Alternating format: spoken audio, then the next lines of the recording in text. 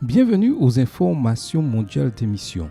Aujourd'hui, le titre du récit « Fuir le conflit ». Claude est originaire du Rwanda et a grandi dans une famille noyée dans des disputes. Ses parents se disputaient trop. Une fois, son père est tombé très malade et les médecins ont dit qu'il pouvait mourir. Après de nombreux traitements, le père s'est rétabli, est rentré chez lui, mais il est devenu sourd. Des parents et des voisins ont commencé à inventer que la mère de Claude avait tenté d'empoisonner son mari. La mère, ne supportant pas les rumeurs, a demandé alors le divorce, laissant Claude avec son père. Mais Claude a fini par emménager chez sa grand-mère pendant un certain temps, mais ensuite est retourné vivre avec son père. Il se sentait seul au monde et à l'âge de 12 ans, a trouvé dans les boissons alcoolisées une échappatoire.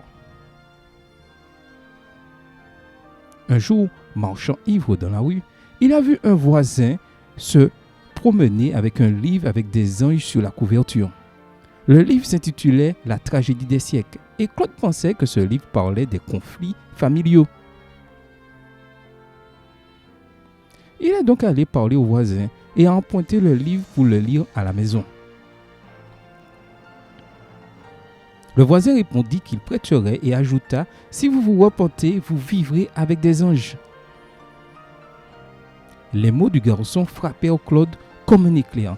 Il sentait qu'il avait besoin de chercher Dieu. Le samedi suivant, le voisin, qui était adventiste, a emmené Claude à l'église et a été bien accueilli par les membres. Il est retourné à l'église le samedi suivant et ensuite il a appris beaucoup sur l'amour de Dieu.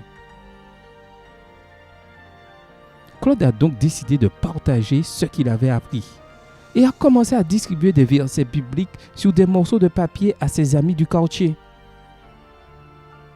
Aujourd'hui, Claude a 15 ans et il est adventiste du 7e jour et a emmené 4 autres amis à l'église grâce à ces versets bibliques. Merci pour votre offrande missionnaire de l'école du sabbat, qui aide à répandre la bonne nouvelle du bref retour de Jésus au Rwanda et dans le monde. Soyons généreux et bon sabbat à tous.